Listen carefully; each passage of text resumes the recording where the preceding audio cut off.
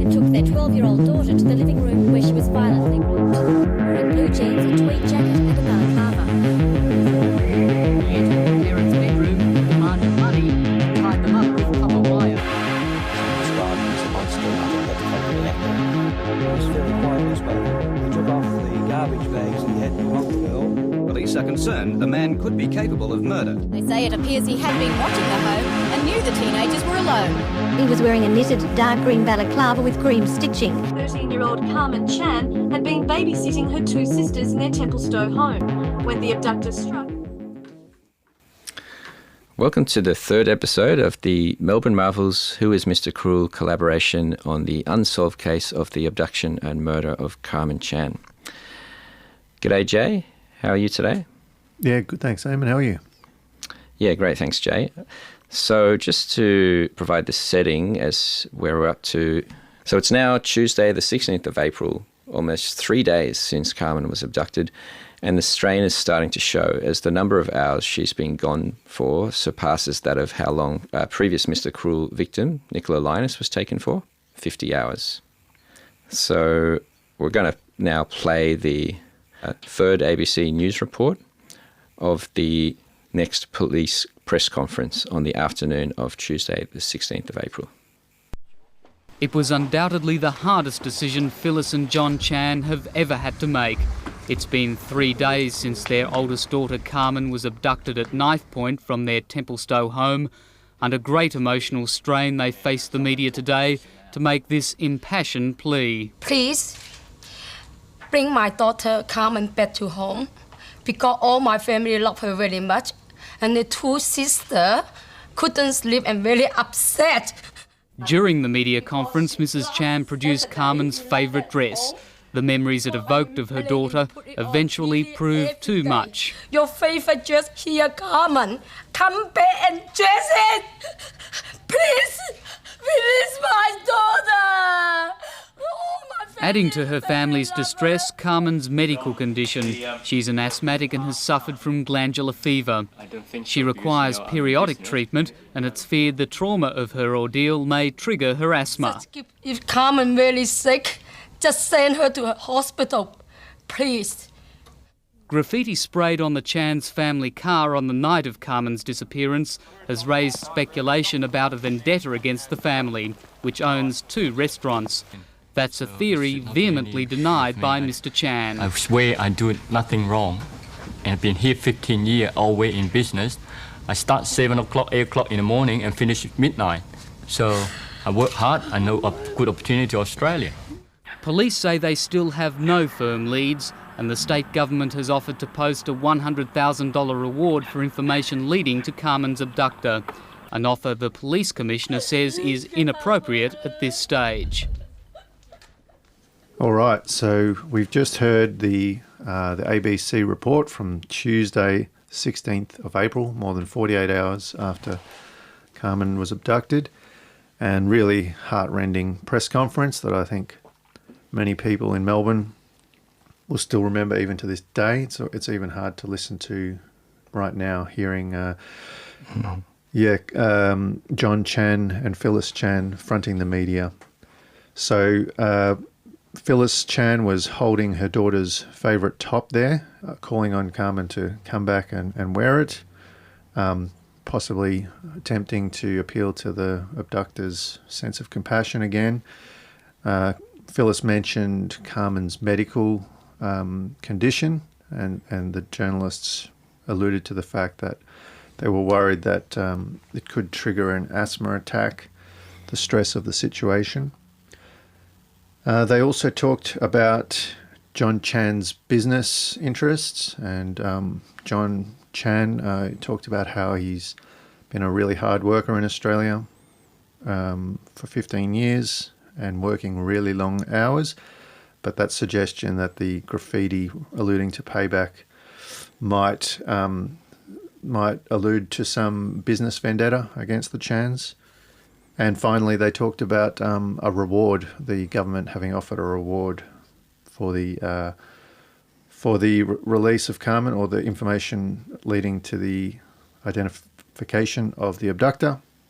But the police commissioner saying that it was inappropriate at that stage. So, Eamon, what do you think, what are some of the main points that stood out to you there?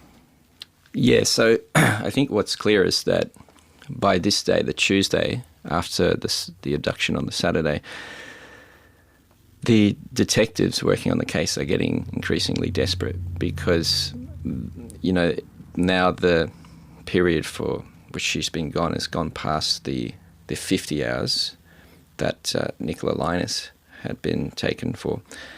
And, you know, they had said previously, they'd always said, you know, after the Nicola Linus abduction, they'd said that their concern was that this same offender, he might escalate and he may well even escalate to murder. You know, there was escalation, clear escalation involved with every case from Lower Plenty to the Sharon Wills abduction, Nicola Linus, and now this case. And so they've probably rolled out the parents. This is the first time we see the parents fronting a press conference. And I'd say that was a tactic to try to appeal to the offender to his softer side. Yeah. Do you think that Phyllis bringing along Karmein's favourite dress was part of that appeal? Yeah, so this is like a kind of T-shirt hoodie, a kind of green and red T-shirt hoodie, and Phyllis is referred to as a dress. Yeah, I think that's clearly part of the appeal. They're trying to show that she's loved, and she mentions Karmein's sisters and the whole family wanting her back. And I'd also like to say, you know, whenever this case is covered, this is the clip that we see associated with this case, because it is so extremely heart-rending when Phyllis Chan breaks down crying, because you can just see how distraught she is. So yeah, this is the one that every production about this case, this is the clip that they use. Indeed, and then the other issue they deal with there is around the family's business interests, which is obviously a legitimate line of inquiry at this point. But yeah, John Chan's at pains to point out that he doesn't have any reason to suspect that that's got anything to do with the abduction. And what do you think about that angle at this point? Yeah, look, in any case like this, it just, you know, statistics say that the most likely perpetrator is a family member. Usually we know, you know, we always hear that fact rolled out whenever these cases come about. So it's only natural for the police to investigate the family. He's very, very strong in his, very assertive in saying that, look, you know, he's just a businessman. There's nothing, you know, obviously the media, we don't see what they ask, but obviously the media question him on this point.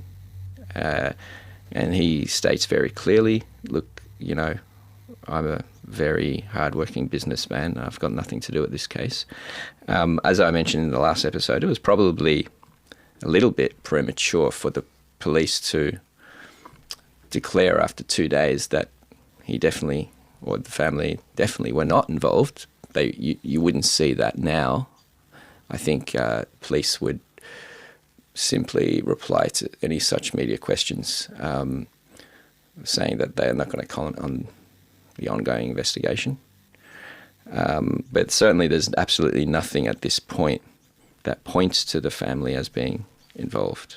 And, you know, this is a question we have to bring up. You know, I think it's good that you've asked it. Of course, we don't want to cast any aspersions and we don't want to offend anyone. It's a very sensitive topic.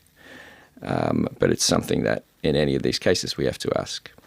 Absolutely. Well, there was the one thing pointing towards that was obviously the graffiti on the car. And we know that the offender, Mr. Cruel, was known for red herrings and smoke screens, so we shouldn't take that at face value. But that's kind of what raises the question in the first place, and we have to sort of address it. And I think it's also important to note that there could well be a legitimate business link in terms of how the victim was selected. And with every abduction, we should look at the parent's occupation and whether that could have been an avenue for the offender to identify the victim. Equally, in this case, they had some pretty public businesses on the corner of main roads. The kids played outside. The business would have had plenty of suppliers come through, plenty of customers come through. So whether it doesn't mean that John Chan has done anything wrong. It's just that when you're in business, you have a lot of connections, and it could be as simple as forgetting to pay a bill. Who knows what could have upset someone? So I think it's really important for police to look into this at this point. Yeah, look, and clearly there was a lot of speculation at the time in the public. A lot of people who remember the case, their view is, we've seen it expressed on the public forum many, many times. Their view is that this case was not connected to the other Mr. Cruel cases, and that there was some other aspect behind why Karmein was abducted. But that's we just don't know, do we? We don't know, but it doesn't have to be either or. It doesn't have to be a business link or Mr. Cruel. It could be Mr. Cruel and there's a business link. So something worth looking at. Yep, good point. All right. Well, perhaps we'll look at the next article now. Yes, so the next article we're going to cover was published. It was actually published on the 16th of April, 1991, on the Tuesday, in the afternoon edition of the Herald Sun, around the same time as the ABC News footage was aired that we just played. And this is titled Outrage Over Girls Kidnap. And what it was covering was the police minister, Mal Sandin, appealing to the abductor to let Karmein go. So this is a quote from it. As a family man, I can understand the pain and anguish the Chan family is going through and can only sympathise with them. The Premier, Mrs. Kerner, echoed his remarks. I cannot imagine anything worse than to have your daughter taken from your house and to not know where she is, and to know that she will be going through dreadful psychological trauma, if not physical, Mrs. Kerner said on Radio 3AW. As a mother and a grandmother, I just feel a sense of moral outrage that anybody could do that to an innocent young girl. And continuing on, Kel Blair, who was the police commissioner at the time, said in response to this that a reward was not called for at this stage. If it becomes appropriate, we will consider it, but it is not yet appropriate, he said. So this is interesting because we have, the government coming out and saying, look, we will offer a reward. Kel Blair saying, we don't think it's necessary right now. I'll point out, by the way, that Kel Blair actually was someone who regularly attended the Chan restaurant in Main Road, Eltham, for no other reason than it's just an interesting tidbit. So he knew the Chan family, we know that. Any relevance, you think, Jay, to this, the government announcement and the police minister, Mal Sandin, saying that he was willing to offer a reward, but the police commissioner rejecting it at this stage? It's an interesting development. The government's obviously aware of this, the panic that this is causing and the fact that this is resonating with the public. Why the police would reject it at that point could be because it's too early, it's unprecedented. Could be because they feel like they have things in hand, or they think it may look like they don't know what they're doing. What do you think? Yeah, why they would think it's not appropriate seems a bit odd, considering it's 3 days now that she's gone for. She hasn't been found, and they're seemingly getting increasingly desperate, rolling out the parents to a press conference to appeal to the offender. You'd think they would accept any help they could get. And we know that later on, a few days later, they do accept and they do offer a reward. And they get criticised for not offering it earlier. So I think it's an interesting detail. It is indeed. And I think another interesting detail, you mentioned the fact that Kel Blair, the commissioner, was himself a customer of the Chan's restaurant, as was the assistant commissioner, Frank Green. Yeah, that's right. And I think he gets mentioned in an article that we cover later in this episode.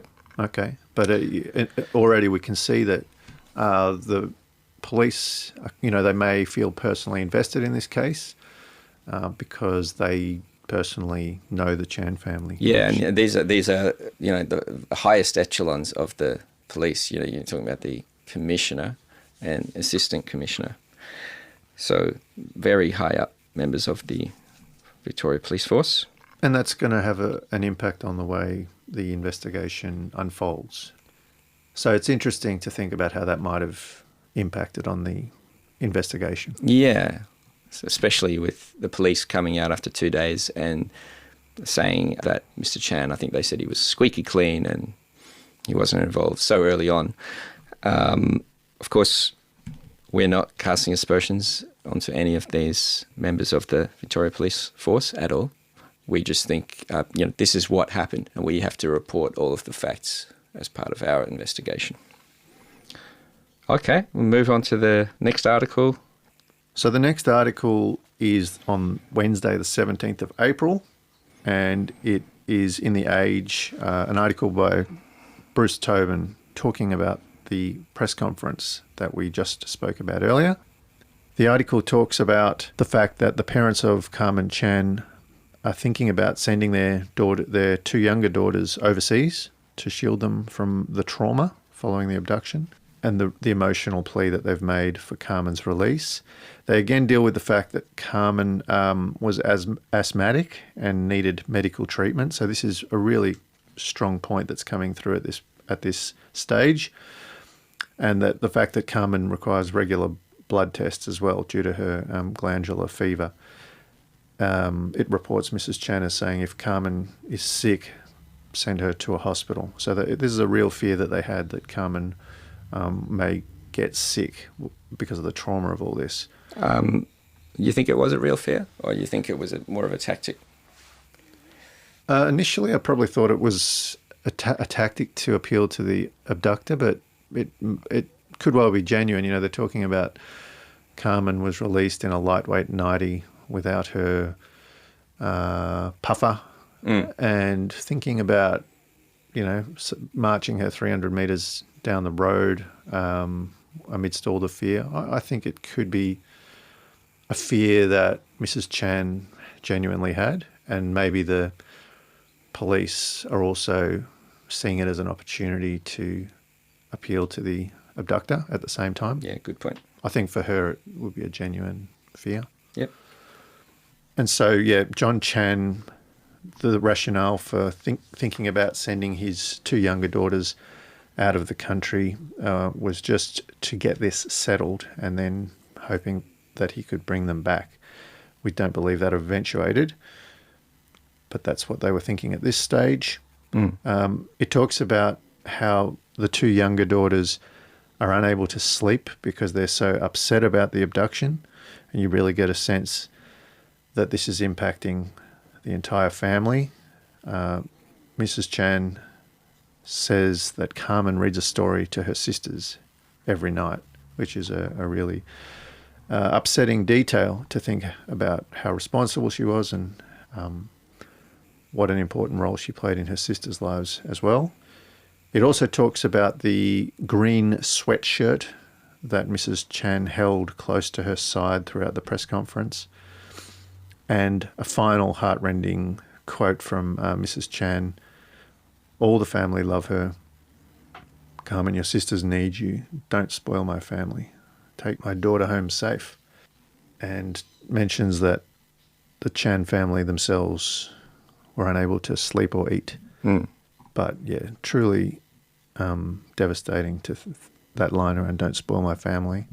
Yeah. Puts the offences in a whole new light, as this is not just offending against the victims themselves, but families, targeting families. Yeah. And what's interesting about this article is we've only got limited footage from the ABC News. No doubt this journalist, Bruce Tobin, attended the press conference, and so we're getting a whole lot more detail here that we missed from the actual news program. We're getting all of these personal details and the personal trauma that it's causing to Mrs. Chan and her family. And it is very distressing. Absolutely. Yeah, that thinking of the effect it has on the broader family and the sisters, it also reminds me a bit of the Wills family, who they were quite public about the fact that after the abduction they were all sleeping together on the floor of the house. Another heart-breaking detail to think that this offence doesn't finish once the child is released. It's an ongoing psychological effect on the entire family. And it is a detail of these crimes that often abductions might happen away from the family home, but these are very associated with, targeting a family, siblings and parents. Do you agree with that? Yeah, and the fact that Mr. Chan talks about sending his daughters overseas to shield them from the trauma, I think supports that. He specifically mentions that the trauma of it is too much, and that would include, no doubt, the intense media scrutiny at the time. Absolutely. All right. I think that covers off that article. Was there anything else you wanted to mention on that one? No, so let's go to now the Herald Sun. Of course, continuing to use the old photo of Karmein. But this is now the 17th of April, 1991. And the title is "Mother's Plea Could Affect Kidnapper."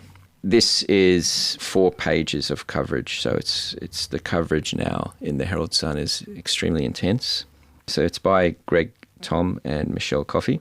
So an anguished plea from the mother of abducted schoolgirl Karmein Chan would appeal to her kidnapper's sense of compassion, experts believe. Mrs. Phyllis Chan sobbed uncontrollably, clutching Karmein's favourite wind cheater in her hand, and begged for her daughter's safe return yesterday.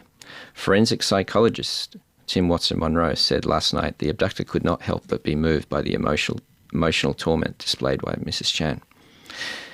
It was a very heart-rending appeal. It couldn't fail to affect this person, Mr. Watson-Monroe said. So this is on page 3 of the article. Mrs. Chan said Karmein's 2 sisters, aged 7 and 9, which we mentioned is actually 8 and 10, had not slept since her disappearance. The 2 girls have been staying with the godparents. Mr. Chan said he might be forced to send them overseas until the ordeal was over. Quote, "I will think about maybe sending my girls out of the country, at least for a little while, and I hope when we get this settled, they will come back." Mrs. Chan said she had washed, dried and ironed Karmein's favourite wind cheater, which she wore on the morning of her disappearance, in anticipation of her safe return. The family has been overwhelmed by public support. Flowers and food have arrived constantly at the Serpils Road home, and Mr. Chan said the phone had not stopped ringing. Mrs. Chan said many of Karmein's school friends had called saying they would love for her to be back with them. The family were baffled as to why they had been targeted.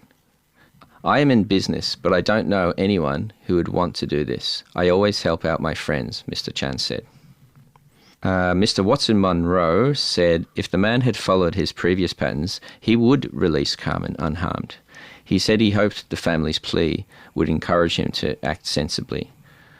Quote, "I would hope that this sort of appeal would make him realise the devastating effect on the family," he said. Was there anything there that you think is worth commenting on? Well, the new information there was that the daughters are staying at the godparents' house, and they're talking about sending them overseas. From memory, the family was at the godparents' house the weekend before the abduction as well for a birthday party. So obviously they must be very close and giving the Chans a lot of emotional support at this time.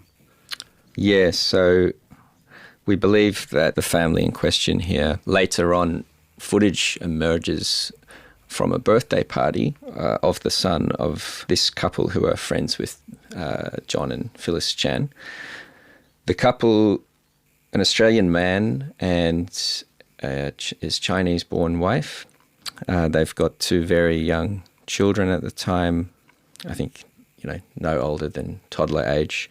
And, our listeners may recall footage of Karmein when she's spraying around some Party foam. Some party foam at a birthday party of this young boy. I think it's his second or third birthday. That was from the weekend before she was abducted at the home of the godparents of Carly and Karen, I believe in Brighton or Brighton East or thereabouts. Now Karen and Carly are being looked after by the same couple. So clearly this couple are very close to the family. And later on in 1992, at Carmen's funeral, the father of this family is one of the pallbearers at her funeral.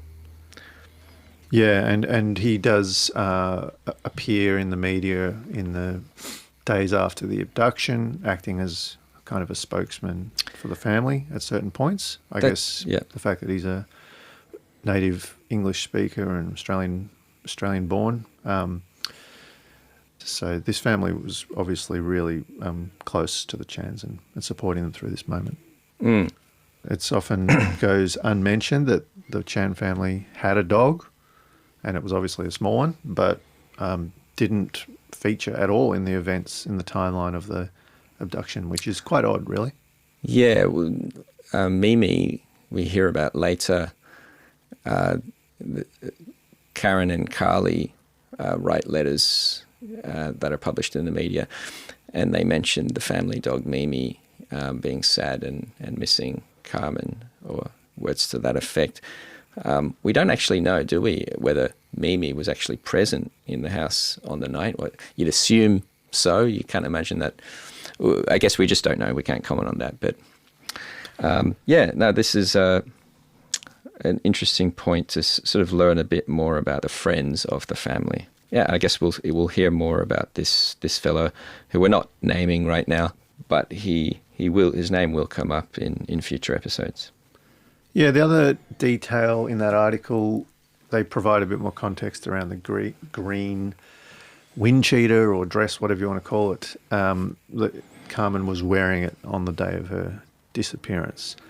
So I think that kind of explains a little bit more the relevance of that jumper. It was the last thing that Karmein was wearing before she was abducted. So obviously it has some significance to Mrs. Chan, and possibly might also, just speculating, but if the offender saw Karmein on the day of the abduction, it might also be something that he recognised as well.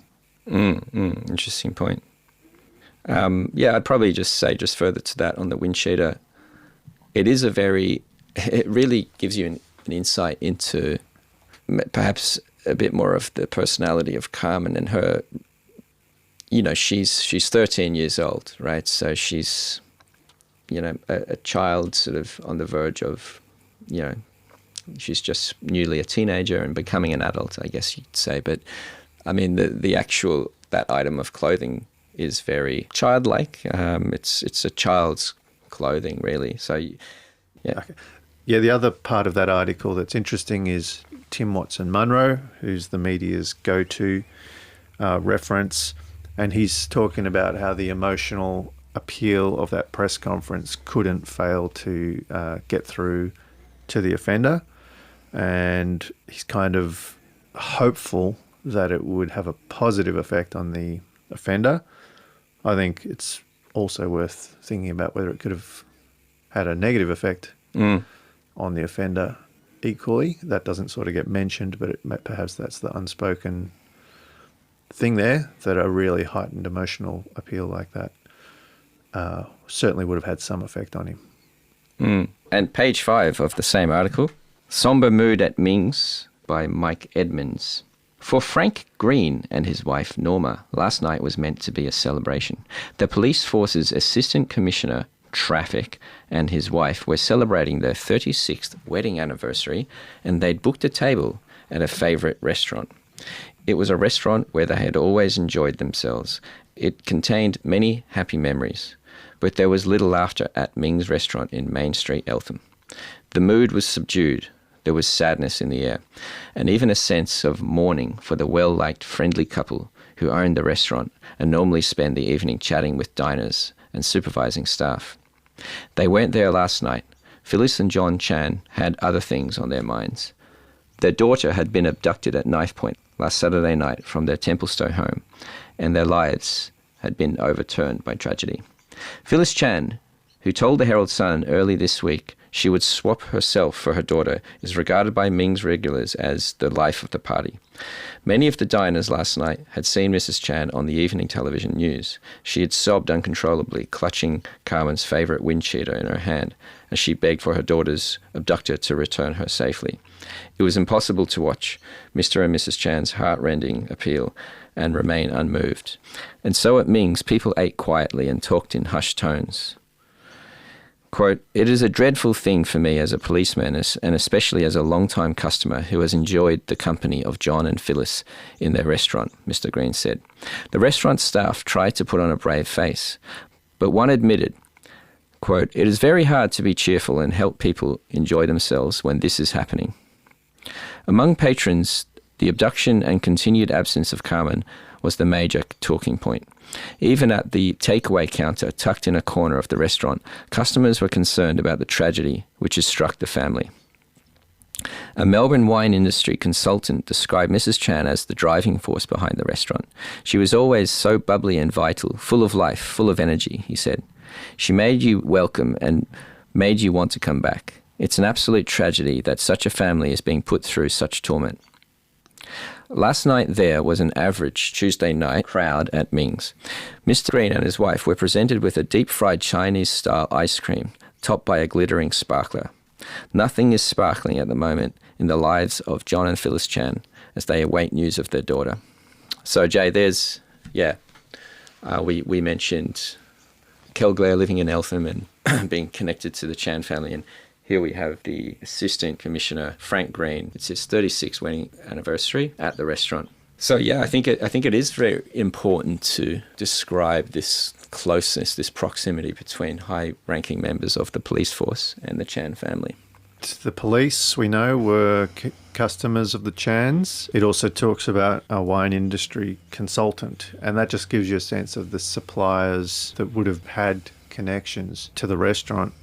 All the food they serve, not in the restaurant game myself, so can't begin to imagine how many different people they would do business with who might be in and out of the restaurant. And Phyllis has been described as the life of the party. Just goes to show that the customers, the suppliers, even some top members of the police had sort of connections to the Chan family. Another thing that occurs to me when we're talking about the police who dined at the Chan's restaurant is this suggestion that the offender might have had inside knowledge of the investigation that has come up over the years. One of the reasons why that's sometimes suggested is that the task force that was investigating the disappearance of Nikki Linus had just wound up in the days preceding the Karmein Chan abduction. And so it's an interesting point when you consider that police were regular customers of the Chan's restaurant, and there is this suggestion that whoever the offender was might have had some inside knowledge into police operations. I don't know the answer, but it's fascinating. Just that detail is fascinating, that coincidence that the investigation into the Nikki Linus abduction had wound up so recently before this abduction. Can I also say about the Walsh Street trial? Right. So the other thing that wound up around the same time was the Walsh Street trial, which was it was a notorious event that took place in South Yarra in 1988, where 2 police officers were murdered in an ambush, and the trial into a number of suspects had just wound up with not guilty verdicts. David Sprague was working on that prosecution. And I think many in the police were very, very disappointed with the outcome of that trial. But it's just interesting that, you know, this is the sort of environment that was happening, and then suddenly we have this abduction. This is the sort of background to the time. Okay, so just summing up the main points discussed in this episode. So we had the Chans with the emotional appeal at the police press conference, holding up the top that Karmein had been wearing on the day of the morning of the abduction. We had the offer of a reward by Police Minister Mal Sandon to help with the investigation, an offer which was supported by Premier Joan Kirner, which was immediately rejected by Police Commissioner Kel Blair.